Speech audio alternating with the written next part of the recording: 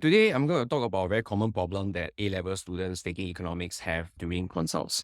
A lot of students are telling me, hey, I understand what is going on in school. Like, I pay attention during classes. I've been working hard. And I just cannot apply it during exams. Like, I understand what's going on in class, but when it comes to the exam questions, I just cannot do.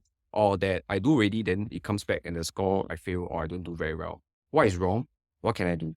Right? So there are three problems that I think students actually suffer from, but they do not realize. So do listen to this. First thing is that you might think that you actually understand the content, but what might be covered in classes that you think you understand might only scratch the surface. So you don't even recognize that you don't understand the content because you're only scratching on the surface. The second problem is that you might not actually be proficient in essay writing, which is actually a skill that is developed over time.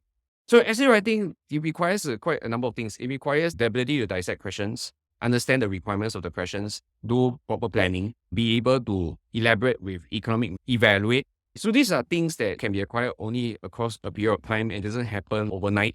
The last problem that you might have is that you do not have sufficient exposure to exam questions. So you do not actually understand what are the requirements of exam questions or the permutation and combinations of exam questions that can come up for a specific topic. If you suffer from these problems, what can you do?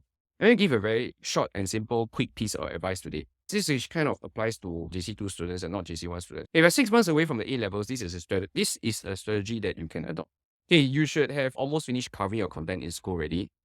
So what can you do? Okay, so instead of what most students do, which is that they will flip through their lecture notes, they write notes, they highlight their notes, and then they come up with their own set of notes. And then they read and they try to understand, they try to digest. This is something that you can do if you are JC1 and you have not yet covered all the topics and you don't have at least a basic level of understanding of the topic.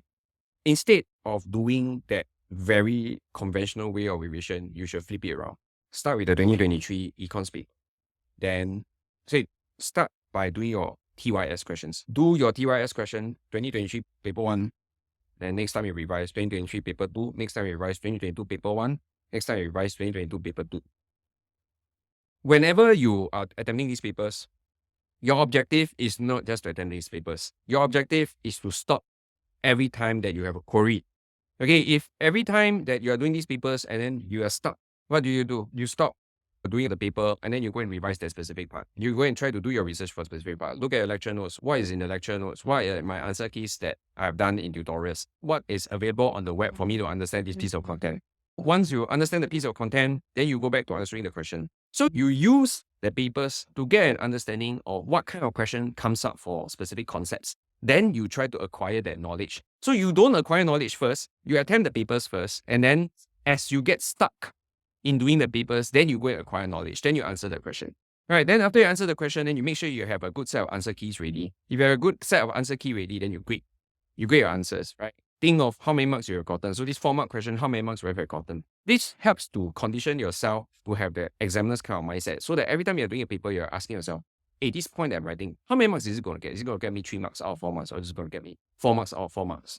Then you start to realize that, hey, there is a specific routine, there's a specific way, there's a specific structure to answering all these kind of questions.